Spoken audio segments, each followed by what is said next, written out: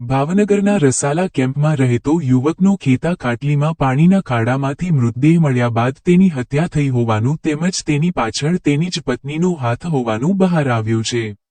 પત્નીના પ્રેમી અને મિત્રએ યુવકને ઉઠાવી જઈને હત્યા કર્યા બાદ પાણીના ખાડામાં મૃતદેહ ફેંકી દીધો હતો। પોલીસે મૃતકના પત્ની, પ્રેમી અને મિત્ર સામે ગુનો નોંધીને તપાસ હાથ ધરી છે।